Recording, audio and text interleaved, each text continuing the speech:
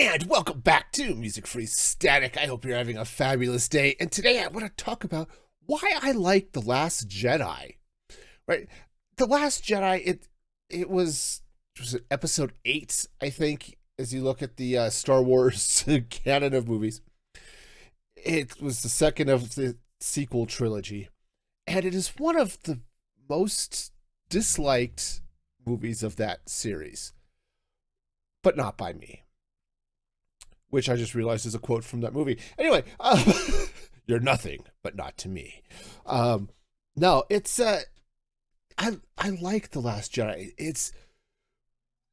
I'm not gonna say I like it more than the original trilogy, but it is one of my favorites, and that doesn't mean I like everything about it. Okay, because I don't.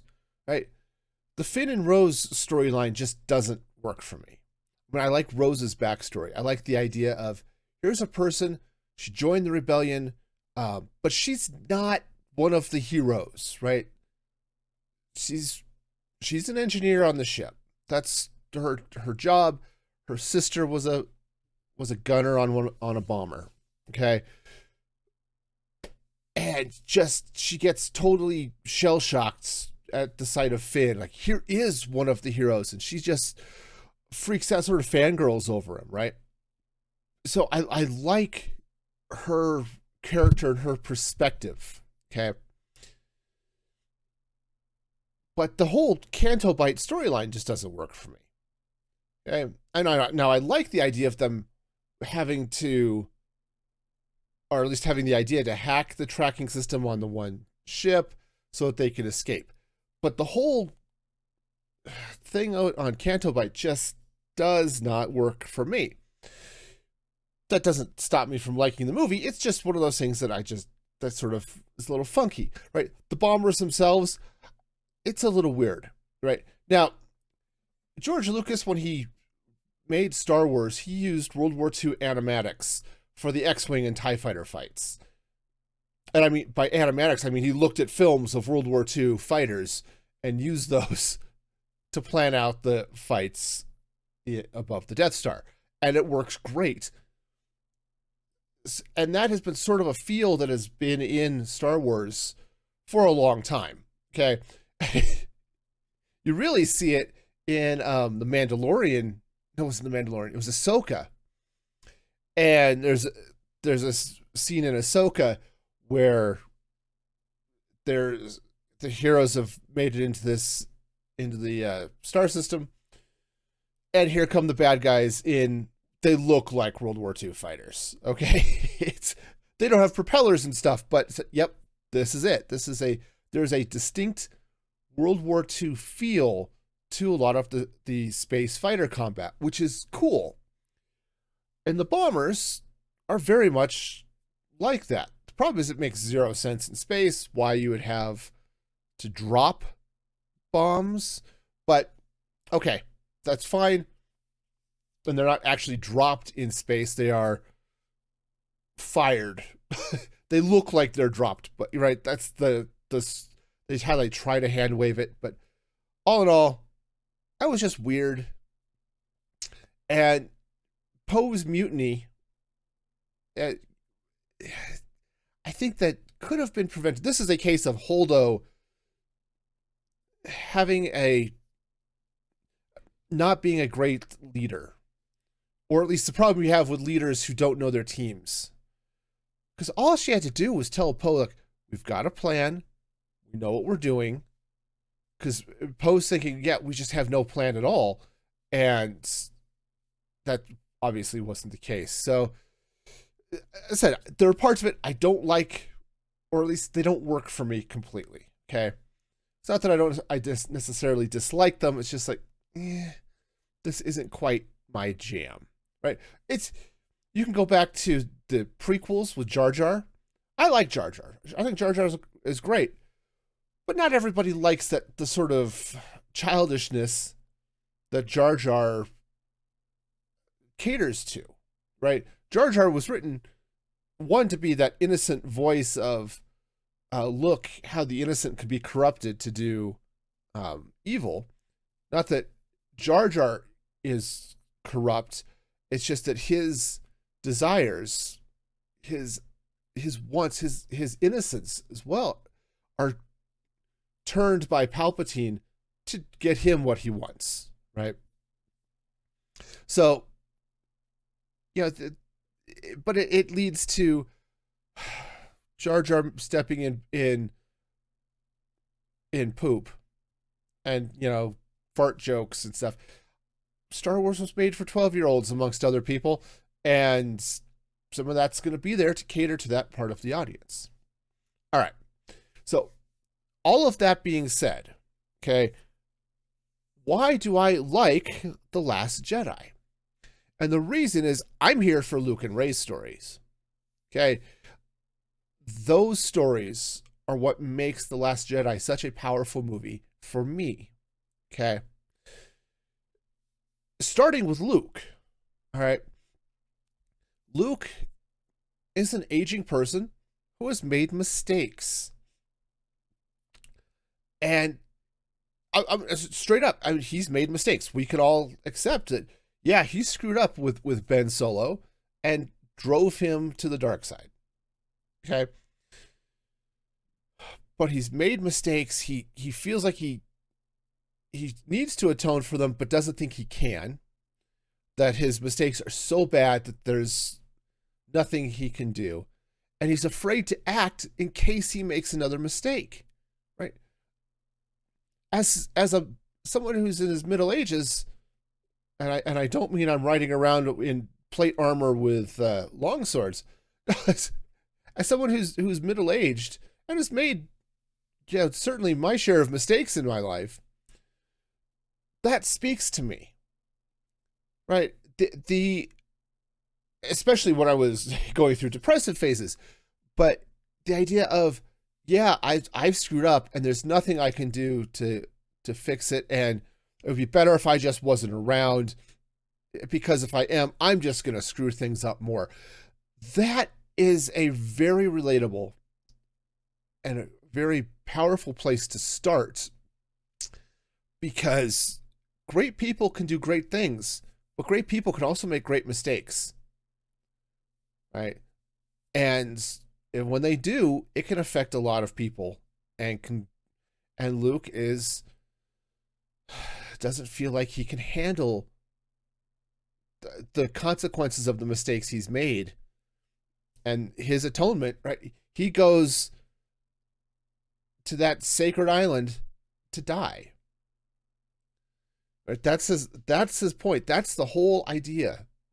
Is he's there just to lock himself away from the Force, because if he's afraid that if he does anything else, he's just going to make things worse. Right? So that's his starting point. I said, I've been there, right? That is a common feeling for a lot of people, and it's one that happens a lot as you get older, right?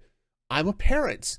I know I screwed up raising my kids in a lot of ways, and they unfortunately have to deal with the consequences of it. And and that hurts. So, I can feel where Luke is coming from. Now, Luke, he talks about wanting the Jedi Order to end for a couple of reasons, and he's right and he's wrong. Okay? His reason for thinking the Jedi Order needs to end is right, but the therefore part of it is wrong. Okay? Luke is right in that the Jedi Order screwed up. Right? He says, at the height of their powers, they allowed Darth Sidious to take control and destroy the Jedi Order. Okay?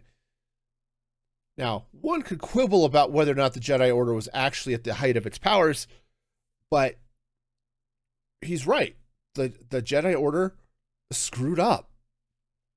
They got rigid, set in their ways, and you can see it with how they treated Anakin, both as a child, right? Mace Windu was just not a nice person. at least to Anakin. He may have been to other people, but he treated Anakin very poorly. And even the rest of the Jedi Council, including Yoda, never quite understood what Anakin needed. Obi-Wan, who was his closest friend, who was like a brother, didn't quite get what Anakin needed. Anakin needed a father, right? And that's something that Qui-Gon Jinn would have been, but wasn't, right? If Qui-Gon Jinn wins that fight against Darth Maul, Anakin's story becomes significantly different, because instead of being raised by his brother, he's raised by a father. And somebody who actually cares about Anakin. So Luke is right. The Jedi Order screwed up. They let themselves be pulled into the fight against the Separatists as generals, leading the war, instead of, we're the peacekeepers of the galaxy. We're there to make sure that the army of the Republic doesn't get out of hand, right? And the Separatists aren't, pillaging their way across the galaxy from a war crime perspective, not as a, hey, we want to lead an army perspective. That would have been the right approach to sort of stay out of the actual war. Sidious's plot and why it worked was he made the Separatists, the Separatists were right in a lot of ways, because the Republic was corrupt. The Republic did have problems. It made sense for a lot of the Separatists to want to separate. You see a lot of those episodes of the Clone Wars that are focused on not Count Dooku and all of that, right? But General Grievous, all of the bad guys, right? But some of those that focus on the heroes on both sides, the people who we recognize the rebellion is or the Republic, it's too corrupt. It doesn't work. And we see this a little bit in The Phantom Menace. Here's Padme trying to get the Republic to do something about the invasion of her planet. And they just want to discuss it in committee. They don't want to act. They can't act. They won't act something, right? Leading Padme to, I said, fine, I will do it myself, right? So, a lot of the Separatists had cause, but Sidious, his evil genius, I suppose, if you want to put it that way, was to get them to have the Separatists commit enough atrocities away from the view, perhaps, of those, I'm going to call them righteous Separatists, right? They don't side with the Sith from a, hey, we think the dark side is good, right? It's just hidden from them. But it's enough that the Jedi would have to step in those cases anyway, because that's part of what they do.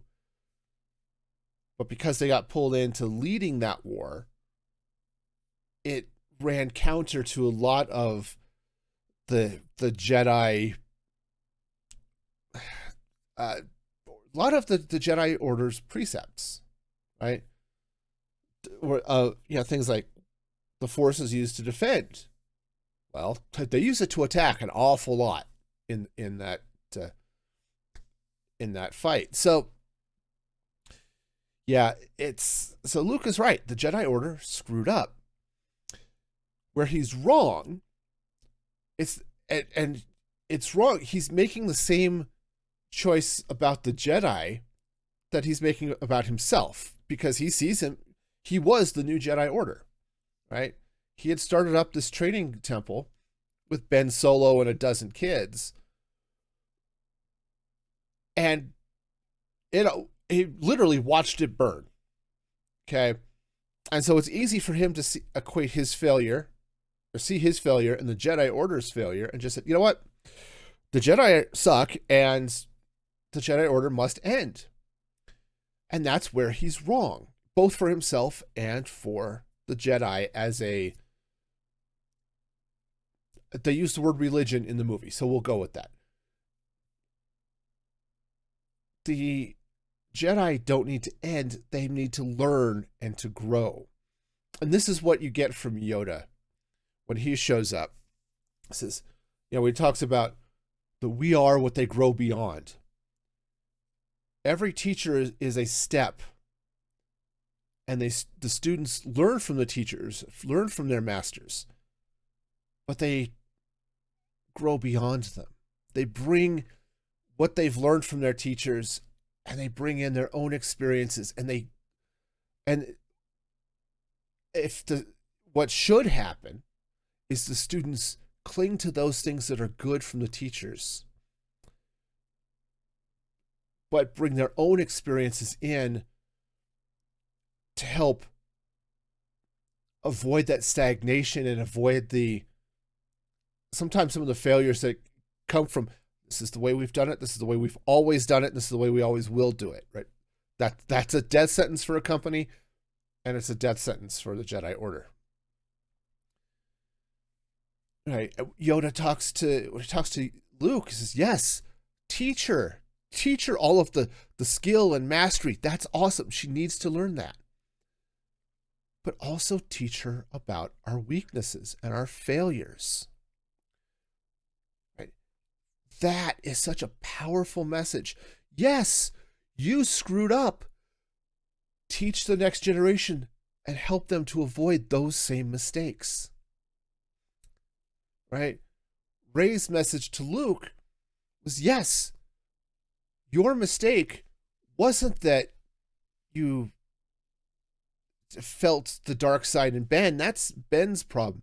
Your mistake is you didn't let Ben deal with it on his own. Didn't let him, and I don't mean let him just be on his own to deal with it, but let him work through it, guide him through it so that he makes the right choices rather than just expecting him to make the wrong choices. Right? That is a powerful story, and one is Luke then has to learn from Rey and see that, yes, I screwed up. The Jedi Order screwed up. But we can get beyond that. We can learn from our mistakes. Okay, maybe Luke can't atone for his mistakes, but he can help Rey and future Jedi to learn to avoid them, to keep from making those same mistakes, right? Lucas comes from a history, right? Obi-Wan failed and created Darth Vader. You could put created in air quotes. The Jedi Order failed and created Darth Vader. Actually, I'm not even sure that's right. Anakin became Darth Vader because that was his choice, but he wasn't getting what he needed from the Jedi Order. And he was getting it from Palpatine, from Darth Sidious.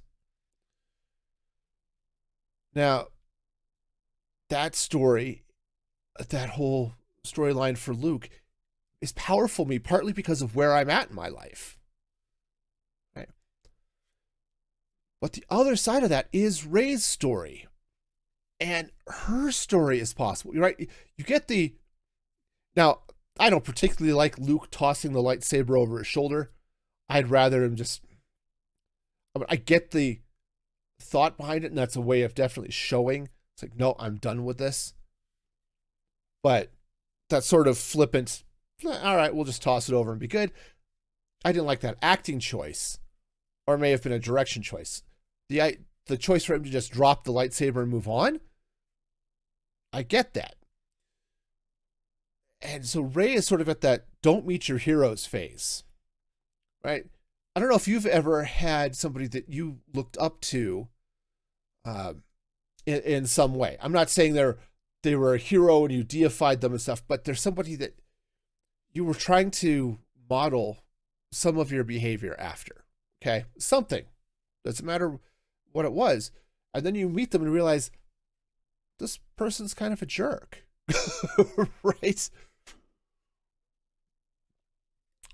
I had this once. I've had this a few times, but when I was just getting started in the whole content creation thing, I started with streaming because I didn't quite understand YouTube and streaming, and I had a poor example of what it was, because my only experience with the Let's Play style of content was from Achievement Hunter, which kind of pioneered the Let's Play style of content, right? And Achievement Hunter does something that you don't really see in most other Let's Play channels. At least I haven't seen it now that I've looked for a few more, right? They've got basically hour-long videos, right? And I want to say lightly edited, not unedited, but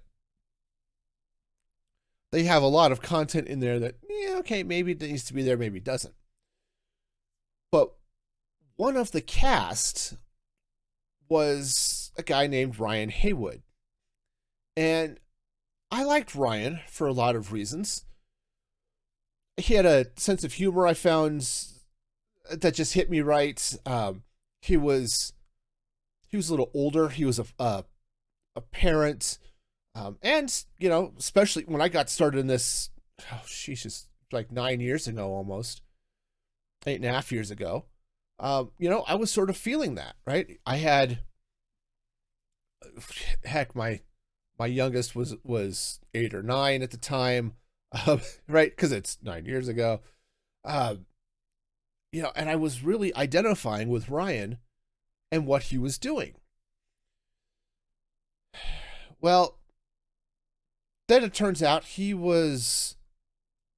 had made some bad choices and was doing some inappropriate things with his fans. Okay, you can go look up the full details, and it's one of those things like, oh, yeah, turns out maybe I shouldn't model my behavior on this guy, right? And not that I was trying to be just like Ryan, but it's one of those things like, you don't, if all you see is what's on the surface or the public face, you don't see their problems, right? And you see this a lot too with, hey, this actor is amazing or this athlete is wonderful, because you see what they do on screen or on the field, and it's, okay, yes, this is great, and then you find out they're a jerk, right? And in any number of ways, okay? And so Rey is having one of those don't meet your heroes moments, because she has bought the legend, right? She is there to find Luke Skywalker, Jedi Master, the hero of the rebellion, the man who saved Darth Vader, who defeated the Emperor, who was a hero of the rebellion, right? This is what she is looking for. And, you know, and Luke was right. The Jedi are put up on this pedestal but they screwed up. And Rey is now learning that, yeah, they screwed up. Now, again, Luke has got the wrong message from those mistakes, but Rey is having that moment. But what Rey's story is really fascinating for me, anyway, is that she is trying to find her place in the story. When she finds the Jedi texts, and Luke asks her, "Who are you?" and she tries to tell him, "Oh yeah, I'm with the Resistance. Leia sent me. We've got all these problems." Yes. Who are you? Why did they send you? Why did Rey come and not Leia? Right? It would have been harder in some ways for Luke to say no to Leia, and Leia would have forced him to confront his own failures. And she tells him, Leia tells Luke that it wasn't your fault. Kylo, Ben Solo made his own choices. I'm not going to say Luke was perfect, okay? I'm not giving Luke a pass on everything. But that discussion, Luke and Leia sitting down and having that discussion, might have been what Luke needed. But it didn't happen. What he gets is Rey. And Rey is there partly to convince Luke to come. Obviously, that's her stated mission. But she's there to find her place in the story. And this is something we all have to do, right? What is our place? What are we supposed to be doing, right? She talks about there's something in her that's awake, and and it scares her. She's trying to figure out what to do with it, right? Meaning, the Force has awakened, right? That's the title of the previous movie, The Force Awakens, right? And now she's trying to, what do I do? And this is something I think every adolescent coming into adulthood has to answer. And it's not something that you answer overnight. And it's not something you may even answer completely in your lifetime. But the question of, where do I fit? I have power of some form or other, right? You're an adult. You can make choices. That is a power. Right? Do you have all of the money to do everything? No, not necessarily. Do you have superpowers? Probably not. But you are a human being with agency, the ability to choose, and that is a power. How do you use it to find your place in the story, in society, in the story of the human race? How do you find your place in it?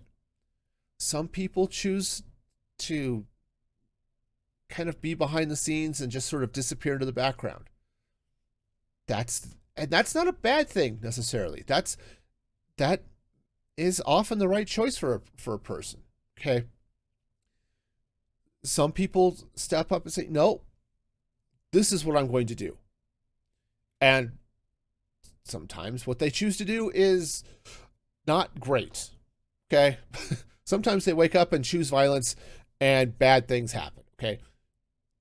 Right. Some people say, all right, nope. What my place in the story is, I am a criminal. I'm going to deal drugs to children. Okay. Those are not good choices, but these are choices that people have to make. And Rey is having to make this choice of, here's everything that's going on. Where do I fit? In some ways, Finn is also making this choice of where do I fit in the story. The way he sees himself fitting is getting out of the story, right? He doesn't want to be part of it anymore. He is, I think, at his heart, a little bit of a coward, right? He doesn't want to deal with all of this. He just wants to get out, make sure he's safe, Rey is safe, and just hide in a corner somewhere until it all blows over. Now, obviously, the story doesn't let him, right? But he also steps up, like, okay, I need the scariness to end, and sometimes that means I have to try to fly this broken skimmer into a giant cannon. Okay, these are the thoughts that and the choices that the characters have to make. I said, we're all making those choices as well. When you decide that, you know what, I'm going to try for that promotion. I'm going to change jobs. I'm going to go back to school, or I'm going to go to college for the first time and get that degree and try to get a better job, right, through it. I'm tired of working at Walmart. I'm going to go to school and I'm going to train in computer science, and I'm going to go write games because I have that passion for it. Or, yes, I'm working at Walmart, but I am painting and I am learning to be an artist and I'm starting to sell my art and making that choice to actually sell your art and make that your living. Okay. It was one of those things. It was fascinating for me to watch the journey for Impulse SV, who, if you don't know, is a big Minecraft YouTuber, part of the Hermitcraft community. You know, he was working at a Fortune 100 company. I think he was a programmer, a project manager, and as his YouTube channel grew, as his streaming career grew, he made the choice to leave his full-time career. He'd been there, I think he said, for like 17 years, because he could make the living as an entertainer on YouTube and on Twitch. Right? He is finding his place in the story. And this is what Rey is doing. And added to this is Rey's decision to do what's right even when everyone else says no. When Jedi Master Luke Skywalker says, I can't do this, it's not worth fighting, the Jedi Order must end. And she says, no. If you won't do it, I will. Because it's the right thing to do. Right? From her point of view, right? Right, the great many of the truths we cling to depend greatly on our own point of view. And Rey's is the right one, it turns out, is yes, if you fight tyranny, that is typically the right approach. So this is the story that I'm here for. When I watched The Last Jedi, that story of Luke trying to deal with failure. Luke feels like he's a failure. In some ways, he is a failure. But he's a failure because he doesn't grow beyond his mistakes. He's a failure because he lets himself be a failure. I'm not saying Luke needs to blow off his mistakes. Yeah, whatever. It just screwed up and caused death and destruction. His failure is he didn't try to correct them. And he didn't try to help other people learn to avoid the mistakes he made. That is where Luke's failure came. And it took Rey coming to him and insisting, no, you are wrong. And I am going to go fix this. And Luke eventually just realizes, yes, she was right. And that's why he force projects himself to Crate. And, burns himself out in the process. That is a story. That is a powerful story to watch, to learn from. That is why I like The Last Jedi. I don't like Finn and Rose's story in Canto Bight. I think that whole storyline has some issues. I think the interaction between Poe and Holdo is a little funky. Poe's behavior is perfectly in character. I think Holdo makes some pretty bad choices just by blowing him off. He had been a leader of the Resistance, and she treats him like he's a secondhand flyboy who shouldn't be around anything. Holdo is making a mistake here. But that story is not wonderful for me. But the rest of it, that whole bit between Luke and Rey, and by extension, Rey's interaction with Ben Solo,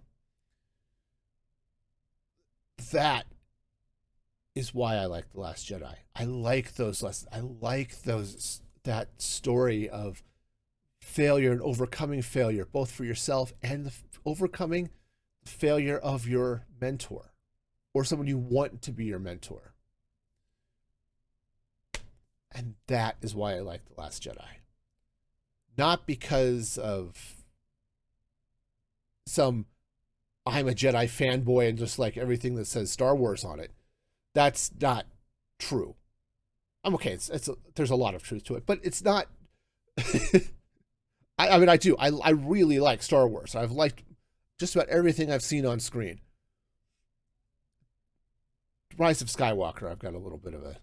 It's probably my least favorite of the 9, but this story, the reason why The Last Jedi is not a movie that I have on my dislike list is because of Luke and Rey's story. And so I encourage you, all of you, watch this and just focus on the lessons, focus on the themes of Luke and his overcoming of failure. Rey as her attempt to figure out where her place in the story is and learning from the failure, learning the lessons of the Jedi Order. And maybe it won't work for you, and that's fine. But this is what works for me. And until next time, be excellent to each other. This is Music Free Static signing off.